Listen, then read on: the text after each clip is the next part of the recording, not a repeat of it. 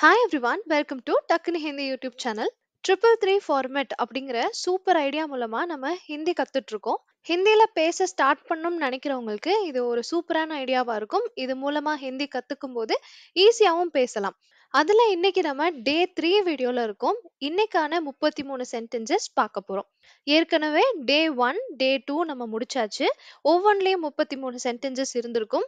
இப்ப வரையிலும் நீங்க பிராக்டிஸ் பண்ணியிருந்தீங்க அப்படின்னா 66 சென்டென்சஸ் உங்களுக்கு நல்லா தெரிஞ்சிருக்கும்.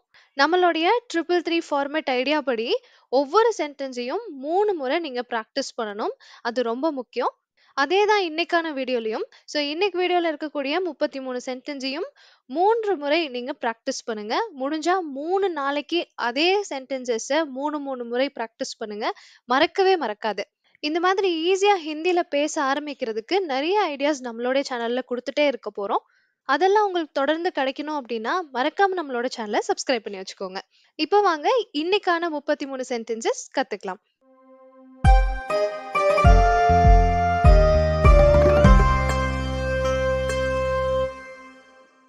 மொதல் சென்டென்ஸ், இங்க என்ன எழுதியிருக்கு?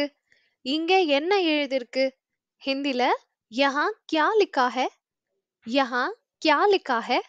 யஹாं அப்படின்னா இங்க, கியானா என்ன, லிக்கா ஹே அப்படின்னா எழுதப்பட்டிருக்கு, எழுதியிருக்கு அப்படின்னு கேக்குறது. இப்ப நமக்கு புரியாத பாஷையில ஏதாவது எழுதியிருக்குன்னா நம்ம யார்ட்டையாவது படிச்சு சொல்லுவோம். இங்க என்ன எழுதியிருக்கு அப்படின்னு கேட்போம். அப்போ யஹாं क्या लिखा है? யஹாं क्या लिखा है? அதே மாதிரி அதுக்கு ரிலேட்டடான இன்னொரு சென்டென்ஸ் பாருங்க. படிச்சு சொல்லு.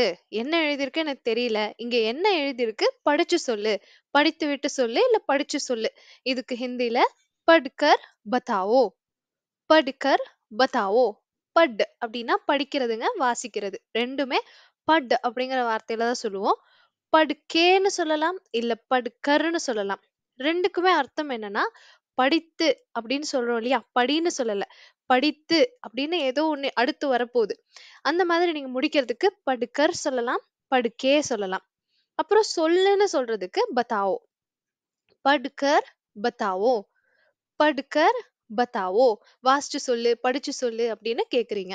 2 சென்டென்ஸ் முடிஞ்சிருக்கு. யஹாं क्या लिखा है? இங்க என்ன எழுதியிருக்கு? படுக்கர் பதாவோ. படிச்சு சொல்லு.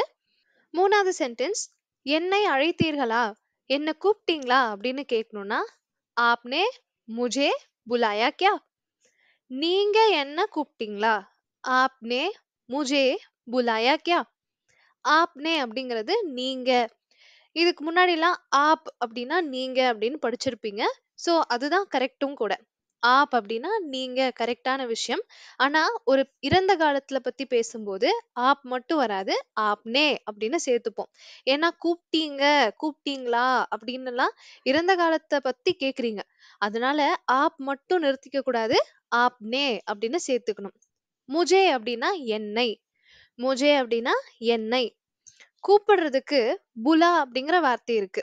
புலாயா அப்படின்னா கூப்பிட்டீங்கன்னு அர்த்தம். இப்ப நம்ம நீங்க என்னை கூப்பிட்டீங்கன்னு சொல்லல, கேக்குறோம். நீங்க என்னைய கூப்பிட்டீங்களா அப்படின்னு. அதனால புலாயா கியா அப்படின்னு நம்ம மாத்திக்கணும். ஆப்னே முझे बुलाया क्या? ஆப்னே நீங்க, முझे என்னை, புலாயா கியா கூப்பிட்டீங்களா? அதுக்கு ரிலேட்டடான இன்னொரு சென்டென்ஸ், யாரோ என்ன கூப்பிட்டாங்க. யாரோ என்ன கூப்பிட்டாங்க. சோ நம்ம பேரை சொன்ன மாதிரி இருக்கும் சில நேரம். யாரோ என்னை கூப்பிட்டாங்க. கிசி நே முझे बुलाया. கிசி நே முझे बुलाया. கிசி அப்படின்னா யாரோ. இந்த கிசிங்கிற வார்த்தையே சாதாரண நேரங்கள்ல போதும். ஆனா இங்க நம்ம இறந்த காலத்துல பேசுறோம். யாரோ என்ன கூப்பிட்டாங்க. இறந்த காலம், கடந்த காலம். அதனால நம்ம என்ன செய்யறோம்னா நேவ சேர்த்துக்கிறோம். இப்ப எப்படி நம்ம ஆப் நே அப்படின்னு சேர்த்தோமோ அதே மாதிரி கிசி நே அப்படின்னு சேர்த்துக்கணும். என்னை அப்படின்னா முझे. புலாயா அப்படின்னா கூப்பிட்டாங்க, அழைத்தார்கள் அப்படின்னு அர்த்தம். கிசி நே முझे बुलाया.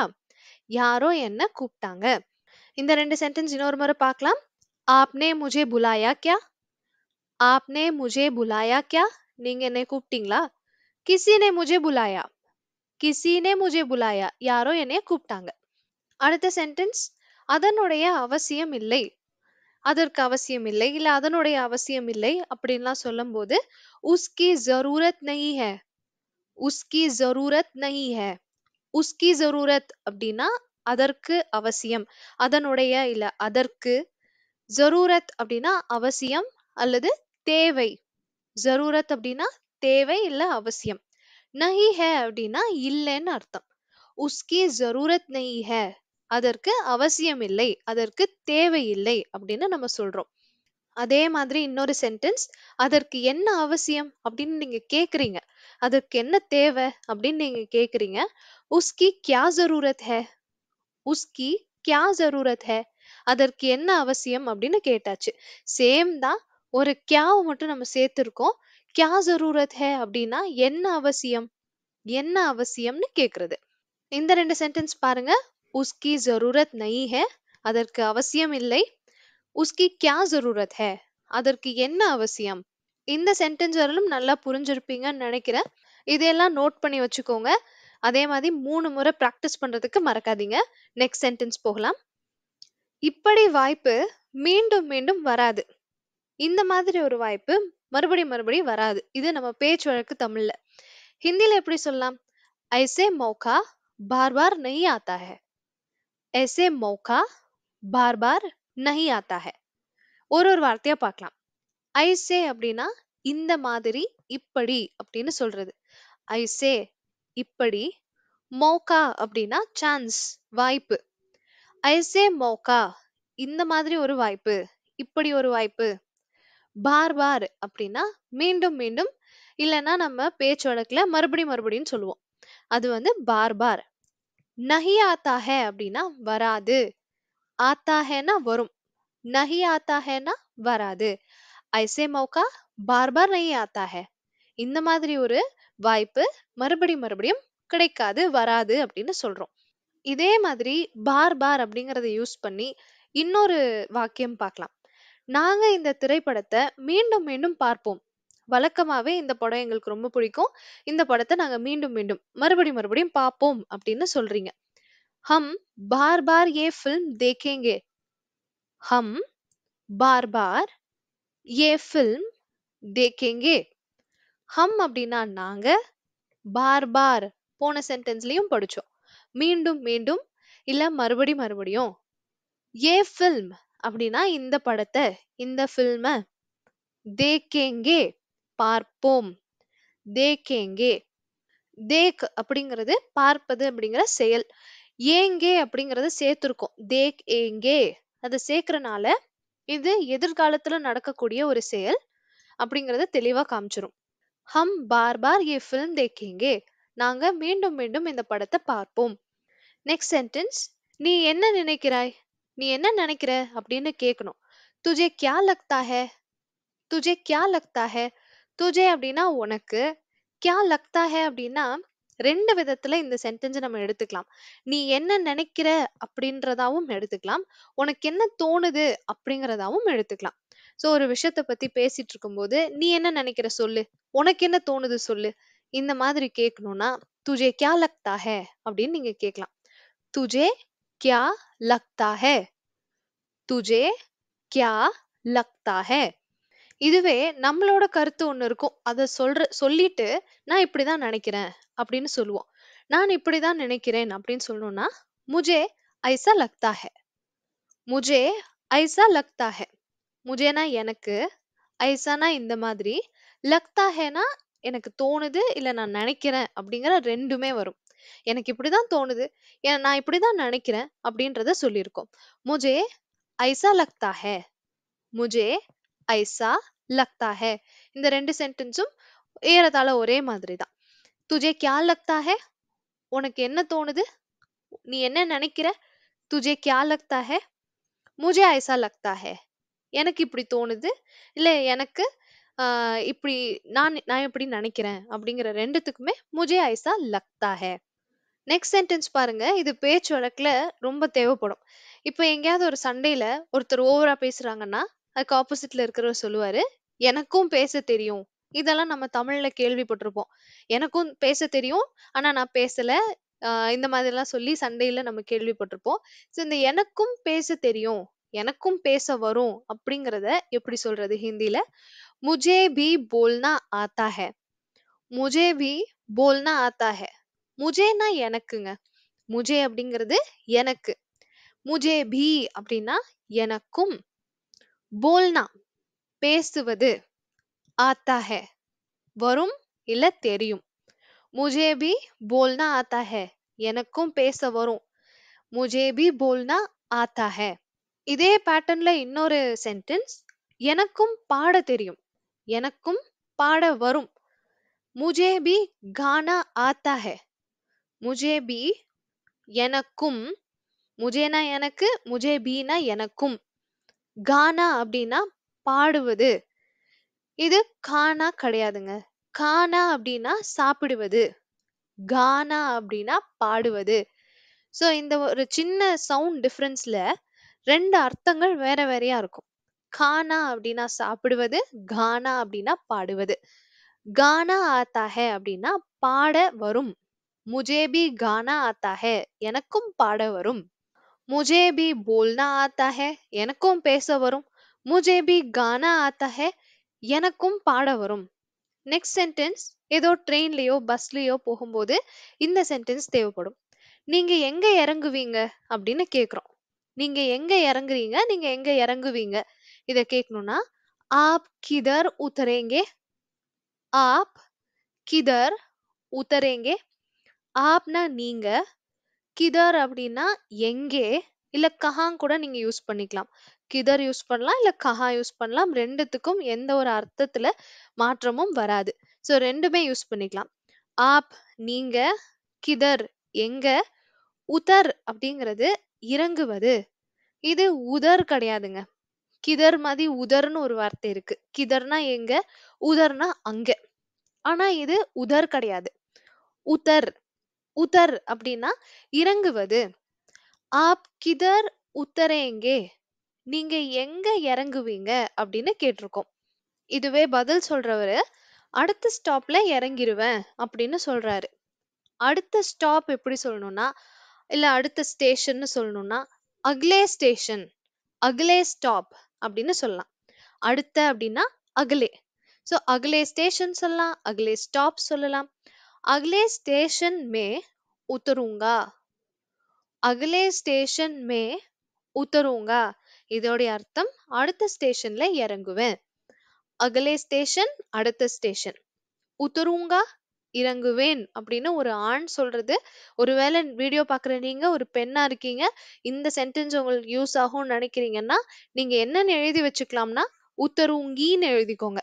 अगले स्टेशन में उतरूंगी. उतर प्लस ऊंगी, उतरूंगी. आप किधर उतरेंगे. आप किधर उतरेंगे. अगले स्टेशन में उतरूंगा. अगले स्टेशन में उतरूंगा. அடுத்த சென்டென்ஸ், நீங்க என்னோட நம்பரை சேவ் பண்ணிட்டீங்களா. நீங்க என்னோட நம்பரை சேவ் பண்ணீங்களா அப்படின்னு கேட்கணும்.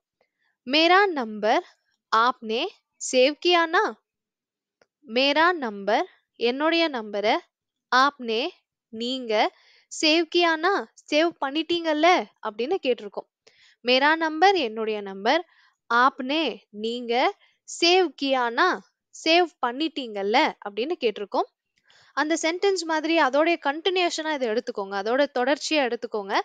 ராஜன் என்று சேவ் பண்ணுங்க, ராஜன்னு சேவ் பண்ணு அப்படின்னு சொல்லணும். ராஜன் அப்படிங்கறது அவரோட பேருனா ராஜன்னு சேவ் பண்ணு அப்படின்னு சொல்றோம். இதுக்கு ஹிந்தில ராஜன் கர்கே சேவ் கரோ அப்படின்னு சொல்லலாம். ராஜன் கர்கே சேவ் கரோ, ராஜன்னு சொல்லி சேவ் பண்ணு, அதுக்காக ராஜன் கர்கே சேவ் கரோ. ரெண்டையும் சேர்த்து பாருங்க. மேரா number Apne save கியானா, Rajan கர்கே save கரோ என்னோட நம்பரை சேவ் பண்ணிட்டீங்கல்ல, ராஜன்னு சொல்லி சேவ் பண்ணுங்க. நெக்ஸ்ட் சென்டென்ஸ், உனக்கு என்ன பிரச்சனை. तुझे क्या तकलीफ है. तुझे क्या तकलीफ है. तुझे அப்படின்னா உனக்கு, கியானா என்ன, தக்லீஃப் அப்படின்னா பிரச்சனை ப்ராப்ளம். तुझे क्या तकलीफ है உனக்கு என்ன பிரச்சனை. இதே மாதிரி உனக்கு ஏதாவது பிரச்சனை இருக்கா, உனக்கு ஏதாவது பிரச்சனையா அப்படின்னு கேட்கணும்னா तुझे कोई तकलीफ है क्या. तुझे कोई तकलीफ है क्या. துஜேனா உனக்கு, கோயினா ஏதாவது, தக்லீஃப் ஹை கியா அப்படின்னா பிரச்சனையா, பிரச்சனை இருக்கா அப்படின்னு கேக்குறோம்.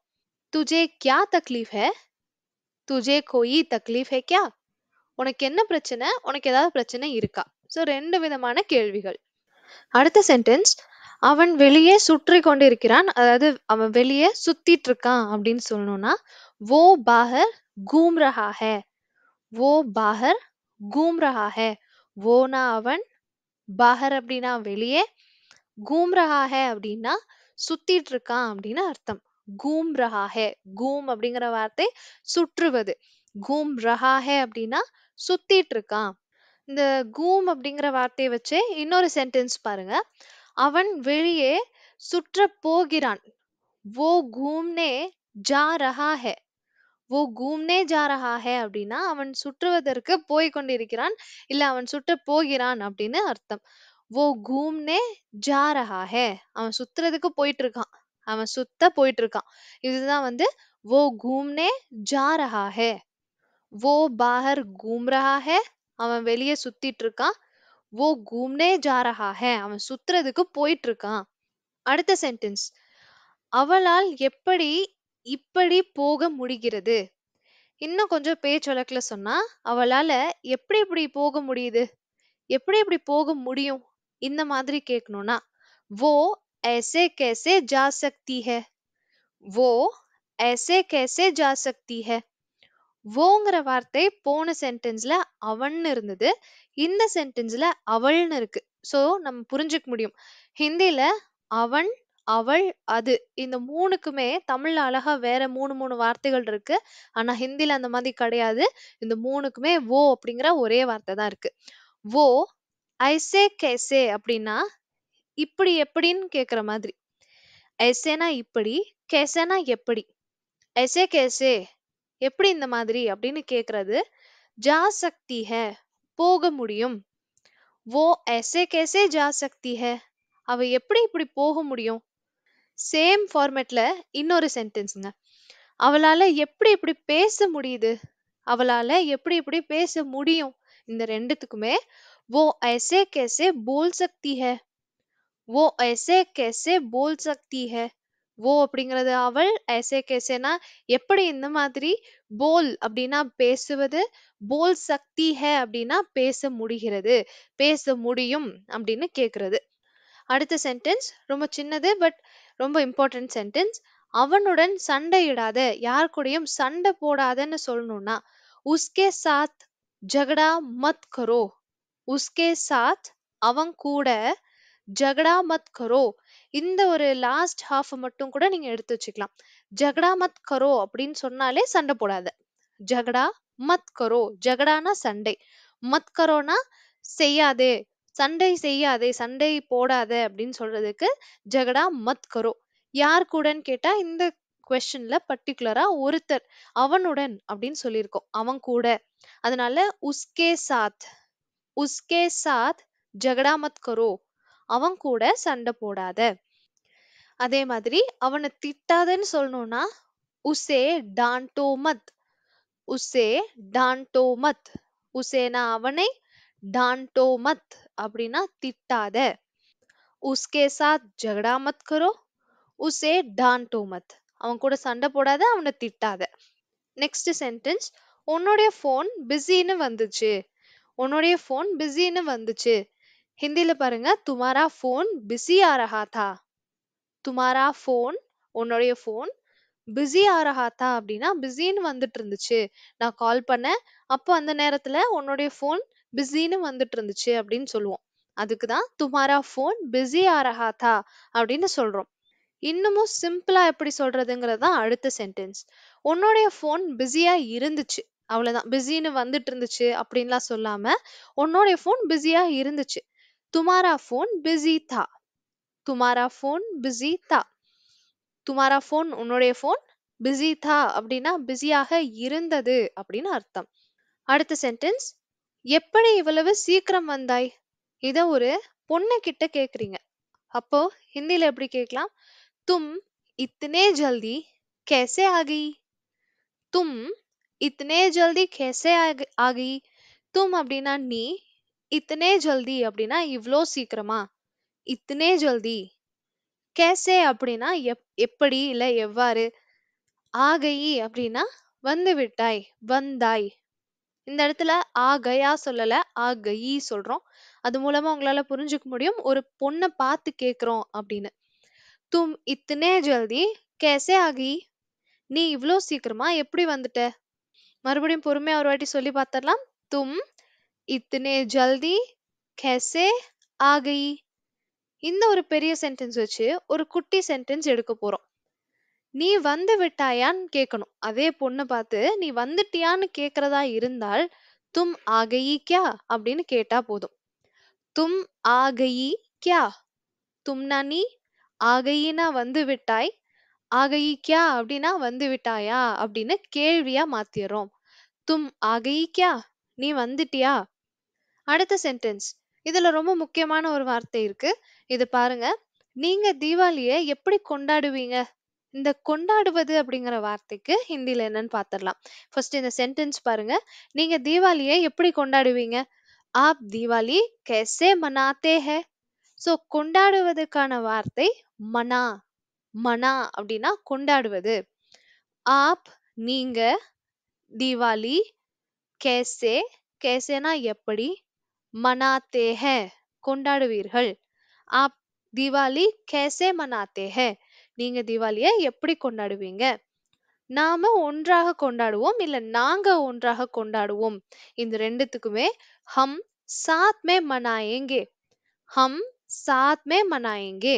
हमனா நாங்க, साथ में அப்படின்னா ஒன்றாக, साथ में அப்படின்னா ஒன்றாக, मनाएंगे அப்படின்னா கொண்டாடுவோம். हम साथ में मनाएंगे. நாம ஒண்ணா கொண்டாடுவோம். இல்ல நாங்க ஒண்ணா கொண்டாடுவோம். ரெண்டுத்துக்குமே இதே சென்டென்ஸ் தான். हम साथ में मनाएंगे. அடுத்த சென்டென்ஸ். சத்தமாக பேசு. ஜோர் சே போலோ. இத சிலர் ஜோர் சேன்னு சொல்லுவாங்க, சிலர் ஜோர் சேன்னு சொல்லுவாங்க. ரெண்டுமே ஒரே அர்த்தம் தான், ஒரே வார்த்தை தான். ஜோர் சே போலோ அப்படி இல்லைன்னா ஜோர் சே போலோ. ரெண்டுமே சத்தமா பேசுன்னு சொல்றது. அதுக்கு ரிலேட்டடாவே இன்னொரு சென்டென்ஸ் ஹிந்தில பாத்திரலாம். ஜோர் சே கோலோ. ஜோர் சே கோலோ அப்படின்னா அழுத்தி தர அப்படின்னு அர்த்தம். இப்போ கதவு ரொம்ப டைட்டா இருக்கு, திறக்க முடியல அப்படின்னா நம்ம சொல்லுவோம் ரொம்ப ஃபோர்ஸா தர, நல்லா அழுத்தி தர அப்படின்னு சொல்லுவோம். அதுதான் இந்த ஜோர் சே கோலோ. ஜோர் சேங்கிற வார்த்தை சத்தமாகன்னு ஒரு இடத்துல வருது, அழுத்தி அப்படின்னு வருது. எந்த ஒரு விஷயத்தையும் ரொம்ப பலமா செய்யறதா இருந்தா அத ஜோர் சே அப்படின்னு சொல்லிக்கலாம். ஃபைனலா ஒரு போனஸ் சென்டென்ஸ் 33வது சென்டென்ஸ். நீங்க விளையாடுறீங்களா அப்படின்னு கேக்குறது. அதாவது ஒரு இடத்துக்கு போய் ஓடி விளையாடுறத பத்தி நம்ம பேசல. ஏதாவது சொல்லும்போது நீங்க விளையாட்டுக்கு சொல்றீங்களா, நீங்க விளையாடுறீங்களா அப்படின்னு சொல்லி கேட்போம் இல்லையா, இல்ல கிண்டல் பண்றீங்களா அப்படின்னு கேட்போம் இல்லையா, அந்த சென்டென்ஸ் ஹிந்தில आप मजाक कर रहे हैं ना? आप मजाक कर रहे हैं ना? இதோடைய அர்த்தம் நீங்க விளையாடுறீங்க தானே, நீங்க கிண்டல் பண்றீங்க தானே அப்படின்னு சொல்ற மாதிரி. ஆப் மஜாக் கர் ரஹே ஹை நா? ஆப் நீங்க, மஜாக் அப்படின்னா அந்த விளையாடுறது, மஜாக் கர் ரஹே ஹை நா அப்படின்னா விளையாடுறீங்கல்ல, கிண்டல் பண்றீங்க தானே அப்படின்னு கேக்குறது. ஆப் மஜாக் கர் ரஹே ஹை நா? எஸ், அவ்வளவுதாங்க. இப்போ நமக்கு 33 சென்டென்சஸ் முடிஞ்சாச்சு. இதுல சில சின்ன சின்ன சென்டென்சஸ் இருக்கும், சிலது பெருசா இருக்கும். இப்ப நம்ம கடைசியா பார்த்தது கூட கொஞ்சம் பெரிய சென்டென்ஸ் தான். இதெல்லாம் நீங்க 3 முறை சத்தமா சொல்லி பார்க்கும்போது தான் அந்த ஃப்ளூவன்சி உங்களுக்கு கிடைக்கும். இல்லனா ஏதோ தடுமாற்றத்தோடயே பேசுற மாதிரி இருக்கும். இதுவே சத்தமா சொல்லி பிராக்டிஸ் பண்ண பண்ண அந்த தடுமாற்றம் கொஞ்சம் கொஞ்சமா குறைஞ்சிடும். இந்த 3 டேஸ் சீரிஸ் நீங்க கண்டிப்பா ஃபாலோ பண்ணியிருப்பீங்கன்னு நினைக்கிறேன். ஃபாலோ பண்ணல, இதுதான் நீங்க ஃபர்ஸ்ட் பார்க்குறீங்க அப்படின்னா, டே 1 அண்ட் 2 உடைய வீடியோஸையும் கண்டிப்பா பாருங்க. இந்த 3 நாளோடைய வீடியோஸ் சேர்த்தீங்கன்னா 99 வாக்கியங்கள் உங்களுக்கு கிடைச்சிரும். அத்தனை வாக்கியங்களையும் 3 முறை கட்டாயமா பிராக்டிஸ் பண்ணுங்க. சத்தமா பிராக்டிஸ் பண்ணுங்க. முடிஞ்சா 3 நாளைக்கு 3 முறை பிராக்டிஸ் பண்ணுங்க. அப்படி பண்ணீங்கன்னா எந்த டவுட்டும் இல்லாம சூப்பரா பேசிடலாம். ஸோ இந்த மெத்தட் உங்களுக்கு யூஸ்ஃபுல்லா இருந்திருக்கும்னு நம்புறேன். யூஸ்ஃபுல்லா இருந்துச்சு அப்படின்னா கமெண்ட்ஸ்ல யூஸ்ஃபுல் அப்படின்னு சொல்லி கமெண்ட் பண்ணுங்க. வீடியோக்கு லைக் பண்ணுங்க. ஹிந்தி கத்துக்கணும்னு நினைக்கிற எல்லாருக்குமே நம்மளுடைய வீடியோஸை ஷேர் பண்ணுங்க. நம்ம சேனலை தெரியப்படுத்துங்க. அண்ட் ரொம்ப முக்கியமான விஷயம், நம்ம சேனலை சப்ஸ்கிரைப் பண்ண மறந்துடாதீங்க. தேங்க்யூ ஸோ மச் ஃபார் வாட்சிங்.